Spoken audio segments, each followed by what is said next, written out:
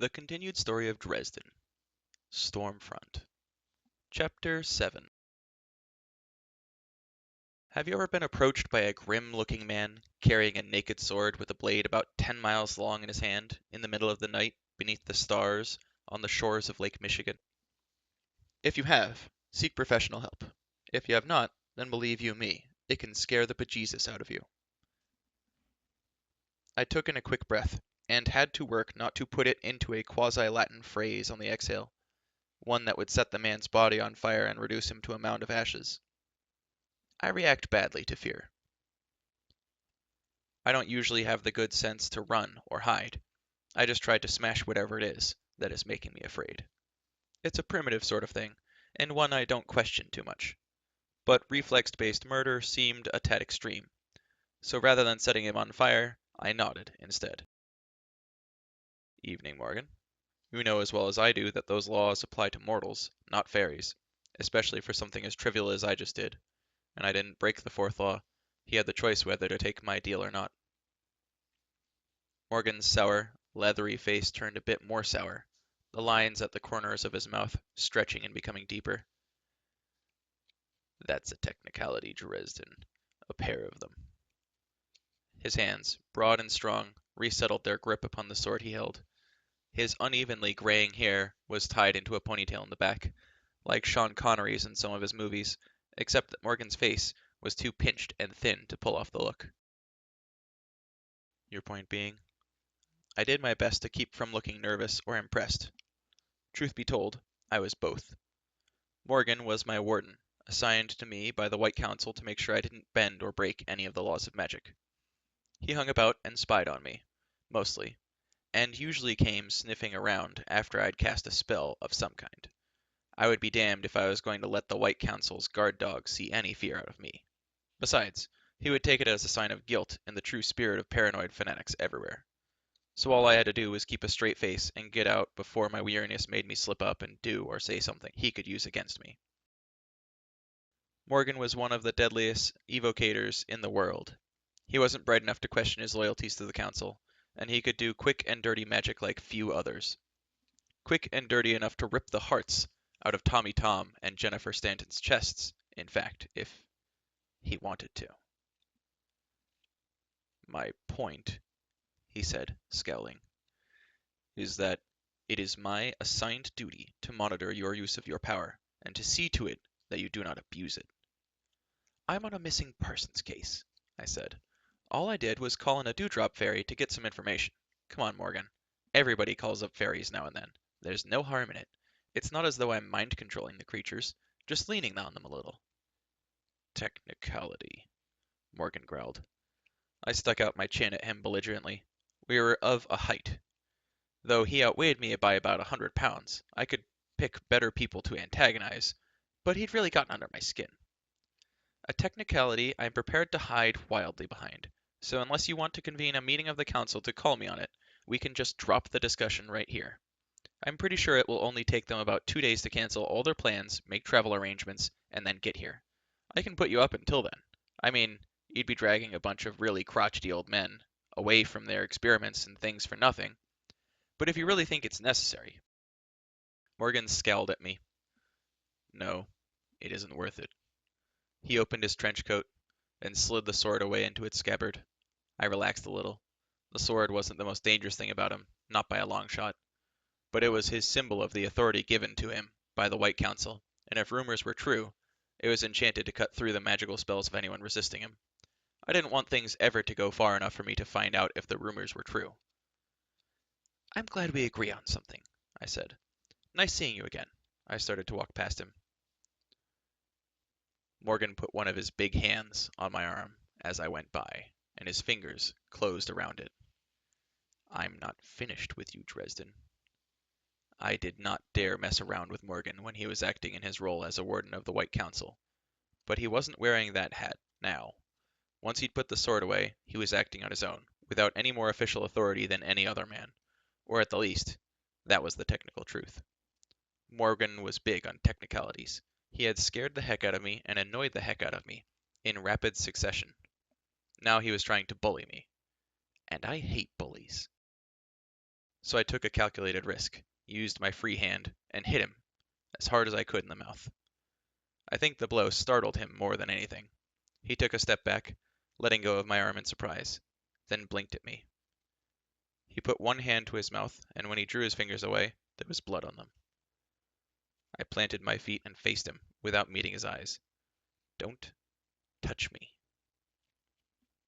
Morgan continued to stare at me, and then I saw anger creep over his face, set his jaw, make the veins in his temple stand out.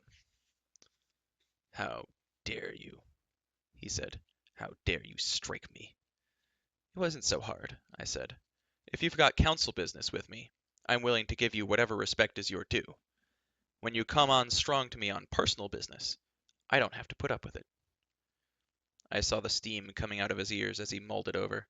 He looked for a reason to come after me, and realized that he didn't have one, according to the laws. He wasn't too bright. Did I mention that already? And he was a big one for following the laws. You're a fool, Dresden, he sputtered finally. An arrogant little fool. Probably, I told him. I tensed myself to move quickly if necessary.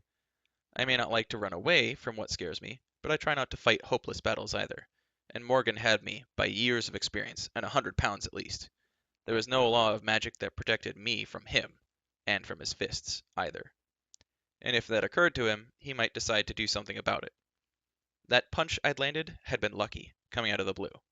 I would not get away with it again. Someone killed 2 people with sorcery last night, Dresden. I think it was you.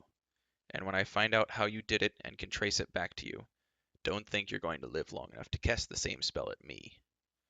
Morgan swiped at the blood with one big fist. It was my turn to blink. I tried to shift mental gears, to keep up with the change in subject. Morgan thought I was the killer, and since Morgan didn't do too much of his own thinking, that meant the White Council thought I was the killer. Holy shit. Of course it made sense. From Morgan's narrow and single-minded point of view, a wizard had killed someone. I was a wizard who had already been convicted of killing another with magic, even if the self-defense clause had kept me from being executed. Cops looked for people who had already committed crimes before they started looking for other culprits. Morgan was just another kind of cop, as far as I was concerned. And as far as he was concerned, I was just one more dangerous con. You're not serious, I told him. You think I did it? He sneered at me. His voice was contemptuous, confident, and seething with absolute conviction. Don't try to hide it, Dresden. I'm sure you think you're clever enough to come up with something innovative that we hidebound old men won't be able to trace. But you're wrong.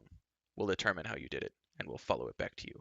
And when we do, I'll be there, and make sure you never hurt anyone again. Knock yourself out, I told him.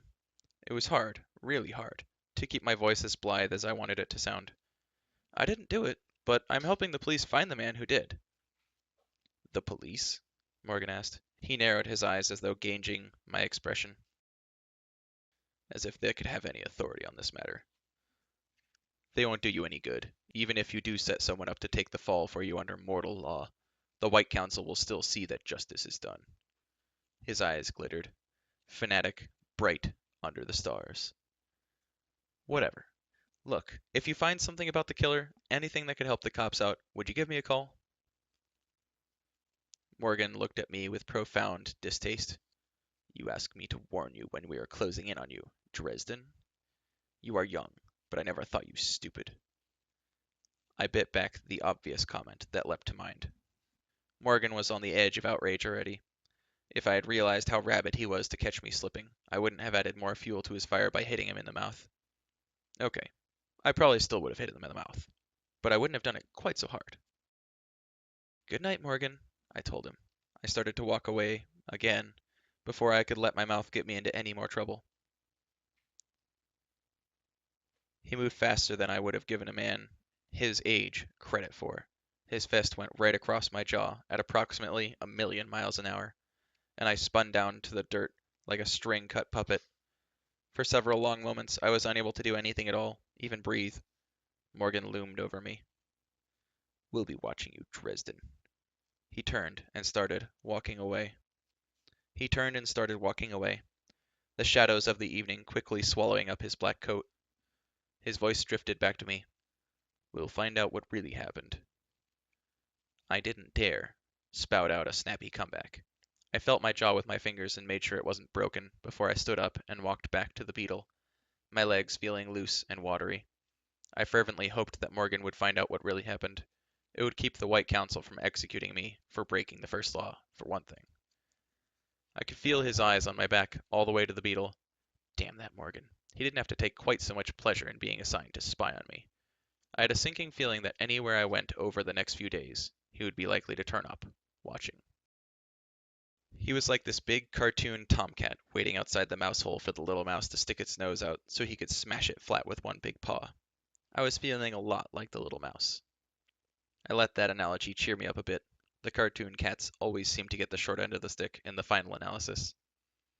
Maybe Morgan would too. Part of the problem was that seeing Morgan always brought up too many memories of my angsty teenage days. That was when I'd started to learn magic, when my mentor had tried to seduce me into black wizardry, and when he had attempted to kill me when he failed. I killed him instead, mostly by luck, but he was just as dead, and I'd done it with sorcery. I broke the first law of magic: thou shalt not kill. There is only one sentence if someone is found guilty, and one sword that they use to carry it out. The White Council commuted the death sentence because tradition demands that a wizard can resort to the use of deadly force if he is defending his own life, or the lives of the defenseless. And my claim that I had been attacked first could not be contested by my master's corpse. So instead, they'd stuck me on a kind of accelerated probation. One strike and I was out. There were some wizards who thought that the judgment against me was a ludicrous injustice. I happened to be one of them, but my vote didn't really count. And others who thought that I should have been executed regardless of extenuating circumstances. Morgan belonged to the latter group. Just my luck.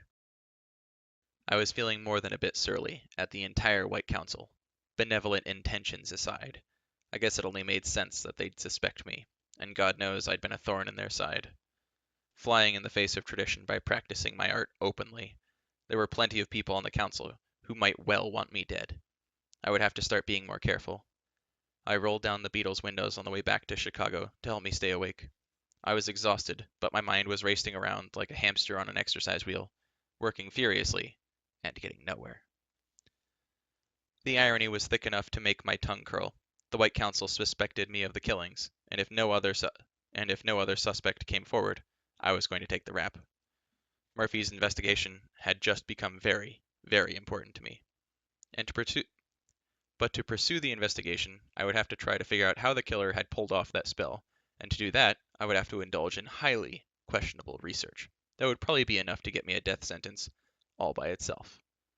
Catch-22. If I had any respect at all for Morgan's intelligence, I would have suspected him of pulling off the killings himself and setting me up to take the blame. But that just didn't track. Morgan might twist and bend the rules to get what he saw as justice, but he'd never blatantly violate them. But if not Morgan, then who could have done it? There just weren't all that many people who could get enough power into that kind of spell to make it work. Unless there was some flaw in the quasi-physics that governed magic that lets hearts explode more easily than other things. And I wouldn't know that unless I pursued the forbidden research. Bianca would have more information on who might have done it. She had to. I had already planned on talking to the vampiress, but Morgan's visit had made it a necessity, rather than merely a priority. Murphy was not going to be thrilled that I was thrusting myself into her side of the investigation. And, better and better, because White Council business was all hush-hush to non-wizards, I wouldn't be able to explain to her why I was doing it. Further joy. You know, sometimes I think someone up there really hates me. Chapter 8. By the time I got home, it was after 2 o'clock in the morning. The clock in the Beetle didn't work, of course, but I made a pretty good guess from the position of the stars and the moon. I was strung out, weary, and my nerves were stretched as tight as guitar strings. I didn't think sleep was likely, so I decided to do a little alchemy to help me unwind. I've often wished that I had some suave and socially acceptable hobby that I could fall back on in times like this. You know, play the violin, or was it the viola? Like Sherlock Holmes, or maybe twiddle away on the pipe organ, like the Disney version of Captain Nemo. But I didn't. I am sort of the arcane equivalent of a classic computer geek. I do magic in one form or another, And that's pretty much it. I really need to get a life one of these days. I live in a basement apartment beneath a big, roomy, old house that has been divided up into lots of different apartments. The basement and the sub-basement below it are both mine, which is sort of neat. I'm the only tenant living on 2 floors, and my rent is cheaper than that of all the people who have whole windows. The house is full of creaks and sighs and settling boards, and time and lives have worn their impressions into the wood and the brick. I can hear all the sounds, all of the character of the place. Above and around me, all through the night. It's an old place, but it sings in the darkness, and is, in its own quirky little way, alive. It's home. Mister was waiting for me at the bottom of the stairs that led down to the apartment's front door. Mister is an enormous gray cat. I mean, enormous. There are dogs smaller than Mister. He weighs in at just over 30 pounds, and there isn't an undue amount of fat on his frame. I think maybe his father was a wildcat, or a lynx or something. I had found Mister in a garbage can about 3 years before, a mewling kitten with his tail torn off by a dog, or a car, I was never sure which. But Mister hated both, and would either attack or flee from them on sight. Mister had recovered his dignity over the next few months, and shortly came to believe that he was the apartment's tenant, and I was someone he barely tolerated to share the space with. Right now he looked up and meowed at me in an annoyed tone. "I thought you had a hot date," I told him. He sauntered over to me and rammed one shoulder playfully against my knee. I wavered, recovered my balance, and unlocked the door. Mister, as was his just due, entered before I did. My apartment is a studio, one not too large room, with a kitchenette in the corner and a fireplace to one side. There's a door that leads to the other room, my bedroom and bathroom. And then there's the hinged door in the floor that goes down to the sub-basement, where I keep my lab. I've got things pretty heavily textured. There are multiple carpets on the floor, tapestries on the wall, a collection of knickknacks and oddities on every available surface, my staff and my sword cane in the corner, and several bulging bookshelves which I really will organize one day. Mister went to his spot before the fireplace and demanded that it be made warm. I obliged him with a fire and lit a lamp as well. Oh, I have lights and so on, but they foul up so often it almost isn't worth turning them on, and I'm not even about to take chances with the gas heater. I stick with the simple things, the fireplace and my candles and lamps. I have a special charcoal stove and a vent to take most of the smoke out, though the whole place smells a little of wood smoke and charcoal, no matter what I do. I took off my duster and got out my heavy flannel robe before I went down into the lab. That's why wizards wear robes, I swear to you. It's just too damned cold in the lab to go without one. I clambered down the ladder to the lab, carrying my candle with me, and lit a few lamps, a pair of burners, and a kerosene heater in the corner. The lights came up and revealed a long table in the center of the room, other tables against 3 of the walls around it, and a clear space at one end of the room where a brass circle had been laid out on the floor and fastened into the cement with U-shaped bolts. Shelves over the tables were crowded with empty cages, boxes, Tupperware, jars, cans, containers of all descriptions, a pair of unusual antlers, a couple of fur pelts, several musty old books, a long row of notebooks filled with my own cramped writing, and a bleached white human skull. "Bob?" I said. I started clearing space off of the center table, dumping boxes and grocery sacks and plastic tubs over the brass circle on the floor. I needed room to work. "Bob, wake up." There was a moment of silence while I started getting some things down from the shelves. "Bob," I said, louder. "Come on, lazy bones." A pair of lights came up in the empty sockets of the skull, orangish, flickering like candle flames. "It isn't enough," the skull said, "that I have to wake up. I have to wake up to bad puns. What is it about you that you have to make the bad puns?" "Quit whining," I told him cheerfully. "We've got work to do." Bob the skull grumbled something in Old French, I think, though I got lost when he got to the anatomical improbabilities of bullfrogs. He yawned, and his bony teeth rattled when his mouth clicked closed again. Bob wasn't really a human skull. He was a spirit of air, sort of like a fairy, but different. He made his residence inside the skull that had been prepared for him several hundred years ago, and it was his job to remember things, for obvious reasons. I can't use a computer to store information and keep track of the slowly changing laws of quasi-physics. That's why I had Bob. He had worked with dozens of wizards over the years, and it had given him a vast repertoire of knowledge. That and a really cocky attitude. Blasted wizards, he mumbled. Well, I can't sleep, so we're going to make a couple of potions. Sound good? Like I have a choice, Bob said. What's the occasion?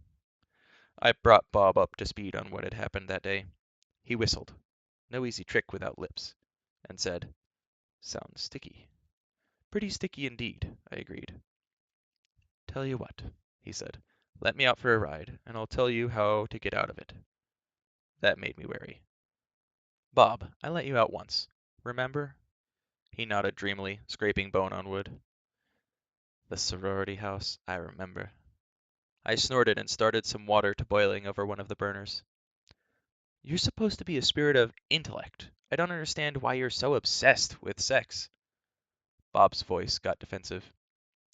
It's an academic interest, Harry. Oh, really? Well, maybe I don't think it's fair to let your academia go peeping in other people's businesses. Wait a minute. My academia doesn't just peep.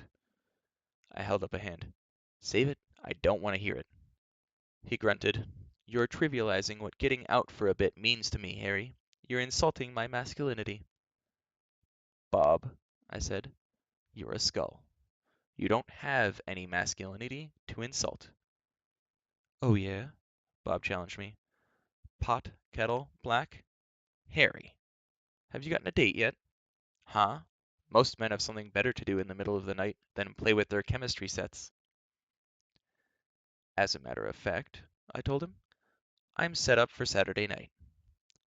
Bob's eyes fluttered from orange to red. Ooh, he leered. Is she pretty?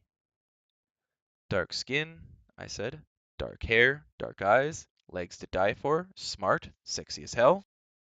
Bob chortled. Think she'd like to see the lab? Get your mind out of the gutter, Bob. No, seriously, Bob said. If she's so great, what's she doing with you? You aren't exactly Sir Gawain, you know. It was my turn to get defensive. She likes me, I said. Is that such a shock? Harry, Bob drawled, his eyelights flickering smugly. What you know about women, I could juggle. I stared at Bob for a moment and realized with a somewhat sinking feeling that the skull was probably right. Not that I would admit that to him, not in a million years, but he was. We're going to make an escape potion, I told him. I don't want to be here all night, so can we get to work? Huh? I can only remember about half of the recipe. There's always room to make two if you're making one, Harry. You know that. That much was true. The process of mixing up an alchemical potion is largely stirring, simmering, and waiting. You can always get another one going and alternate between them. Sometimes you can even do three, though that's pushing it. Okay, so we'll make a copy. Oh, come on, Bob chided me. That's dull. You should stretch yourself. Try something new. Like what? Bob's eye sockets twinkled cheerfully. A love potion. Harry, if you won't let me out, at least let me do that. Spirits know you could use it, and... No, I said firmly. No way. No love potion. Fine, he said. No love potion, no escape potion either. Bob, I said warningly. Bob's eyelights winked out. I growled. I was tired and cranky, and under the best of circumstances, I am not exactly a type A personality. I stalked over, picked up Bob by the jaws, and shook him. Hey, I shouted. Bob, you come out of there, or I'm going to take this skull and throw it down the deepest well I can find. I swear to you, I'll put you somewhere where you can never be let out again. Bob's eyes winked on for a moment. No, you won't. I'm far too valuable. Then they winked out again. I gritted my teeth and tried not to smash the skull to little pieces on the floor. I took deep breaths, summoning years of wizardly training and control, to not throw a tantrum and break the nice spirit to little pieces. Instead, I put the skull back on the shelf and counted slowly to 30. Could I make the potion by myself? I probably could, but I had the sinking feeling that it might not have precisely the effect I wanted. Potions were a tricky business, and a lot more relied upon precise details than upon intent, like in spells. And just because I made a love potion didn't mean I had to use it, right? It would only be good for a couple of days in any case, surely not through the weekend. How much trouble could it cause? I struggled to rationalize the action. It would appease Bob, and give him some kind of vicarious thrill. Love potions were about the cheapest things in the world to make, so it wouldn't cost me too much. And I thought, if Susan should ask me for some kind of demonstration of magic, as she always did, I could always... No, that would be too much. That would be like admitting I couldn't get a woman to like me on my own. And it would be unfair, taking advantage of the woman. What I wanted was the escape potion. I might need it at Bianca's place. I could always use it, if worst came to worst, to make a getaway from Morgan and the White Council. I would feel a lot better if I had the escape potion. Okay, Bob, fine. You win. We'll do them both, all right? Bob's eyelids came up warily. You're sure? You'll do the love potion, just like I say? Don't I always make the potions like you say, Bob? What about the diet potion you tried? Okay, that one was a mistake. And the anti-gravity potion, remember that? We fixed the floor. It was no big deal. And the... Fine, fine. You don't have to rub it in. Now cough up the recipes. Bob did so, in fine humor, and for the next 2 hours we made potions. Potions are all made pretty much the same way. First you need a base to form the essential liquid content, then something to engage each of the senses, and then something for the mind and something else for the spirit. 8 ingredients, all in all, and they're different for each and every potion, and for each person who makes them. Bob had centuries of experience, and he could extrapolate the most successful components for a given person to make into a potion. He was right about being an invaluable resource. I had never even heard of a spirit with Bob's experience, and I was lucky to have him. That didn't mean that I didn't want to crack that skull of his from time to time, though. The escape potion was made in a base of 8 ounces of Jolt Cola. We added a drop of motor oil for the smell of it, and cut a bird's feather into tiny shavings for the tactile value. 3 ounces of chocolate-covered espresso beans, ground into powder, went in next. Then a shredded bus ticket I'd never used for the mind, and a small chain which I broke and then dropped in for the heart. I unfolded a clean, white cloth, where I'd had a flickering shadow stored for just such an occasion, and tossed it into the brew, then opened up a glass jar where I kept my mouse scampers, and tapped the sound out into the beaker where the potion was brewing. You're sure this is going to work, Bob? I said. Always. That's a super recipe there. Smells terrible. Bob's lights twinkled. They usually do. What's going on? Is this the super speed one or the teleportation version? Bob coughed. A little of both, actually. Drink it, and you'll be the wind for a few minutes. The wind? I eyed him. I haven't heard of that one before, Bob. I am an air spirit, after all, Bob told me. This'll work fine. Trust me. I grumbled, and set the first potion to simmering, then started on the next one. I hesitated after Bob told me the first ingredient.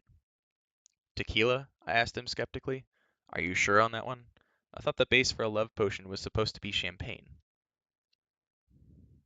Champagne? Tequila? What's the difference? So long as it'll lower her inhibitions. Um, I think it's going to get us a, sleazier result. Hey, Bob protested. Who's the memory spirit here? Me or you? Well, who's got all the experience with women here? Me or you? Bob. Harry. Bob lectured me. I was seducing shepherdesses when you weren't a twinkle in your great-grandsister's eyes. I think I know what I'm doing. I sighed, too tired to argue with him. Okay, tequila, sheesh. I got down the bottle, measured 8 ounces into the beaker, and glanced up at the skull. Right, now 3 ounces of dark chocolate. Chocolate? I demanded. Chicks are into chocolate, Harry, I muttered, more interested in finishing than anything else, and measured out the ingredients. I did the same with a drop of perfume, some name-brand imitation that I liked, an ounce of shredded lace, and the last sigh at the bottom of a glass jar. I added some candlelight to the mix, and it took on a rosy golden glow. Great, said Bob. That's just right. Okay, now we add the ashes of passionate love letter. I blinked at the skull. Bob? I'm fresh out of those. Bob snorted. How did I guess? Look at the shelf behind me. I did, and found a pair of romance novels, their covers filled with impossibly delightful flesh. Hey, where did you get these? My last trip out, Bob answered blithely. Page 174, the paragraph that starts with, Her milky white breasts.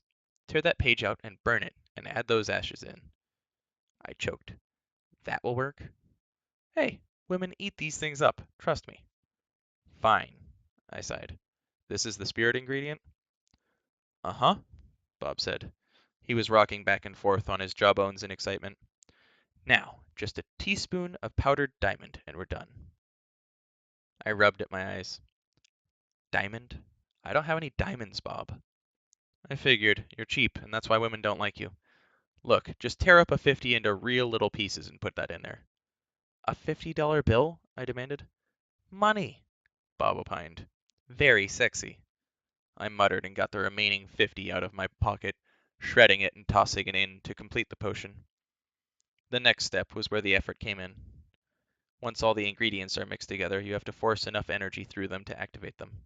It isn't the actual physical ingredients that are important, it's the meaning that they carry too. The significance that they have for the person making the potion, and for those who will be using it. The energy for magic comes from a lot of places. It can come from a special place, usually some spectacular natural site, like Mount St. Helens or Old Faithful, from a focus of some kind, like Stonehenge is, on a large scale, or from inside of people. The best magic comes from the inside. Sometimes it's just pure mental effort, raw willpower. Sometimes it's emotions and feelings. All of them are viable tinder to be used for the proverbial fire. I had a lot of worry to use to fuel the magic, and a lot of annoyance, and one hell of a lot of stubbornness. I murmured the requisite quasi-Latin litany over the potions, over and over, feeling a kind of resistance building just out of the range of the physical senses, but there nonetheless. I gathered up all my worry and anger and stubbornness and threw them all at the resistance in one big ball, shaping them with the strength and tone of my words. The magic left me in the sudden wave, like a pitcher abruptly emptied out. I love this part, Bob said just as both potions exploded into puffs of greenish smoke and began to froth up over the lips of the beakers. I sagged onto a stool and waited for the potions to fizz down, all the strength gone out of me, the weariness building up like a load of bricks on my shoulders. Once the frothing had settled, I leaned over and poured each potion into its own individual sports bottle with a squeeze top, then labeled the containers with a permanent magic marker, very clearly. I do not take chances in getting potions mixed up anymore, ever since the invisibility hair tonic incident, when I was trying to grow out a decent beard. You won't regret this, Harry, Bob assured me. That's the best potion I have ever made. I made it, not you, I growled. I really was exhausted now. Way too tired to let petty concerns like possible execution keep me from bed. Sure, sure, Bob agreed. Whatever, Harry. I went around the room, putting out all the fires in the kerosene heater, then climbed the ladder back to the basement, without saying goodnight. Bob was chortling happily to himself as I did. I stumbled to my bed and fell into it. Mister always climbs in, and goes to sleep draped over my legs. I waited for him, and a few seconds later he showed up, settling down and purring like a miniature outboard motor. I struggled to put together an itinerary for the next couple of days through the haze of exhaustion. Talk to the vampire, locate missing husband, avoid the wrath of the White Council, find the killer, before he found me. An unpleasant thought, but I decided I wasn't going to let that bother me either, and curled up to go to sleep. This concludes Chapter 9. Thank you for listening, and remember, have a good day. You deserve it.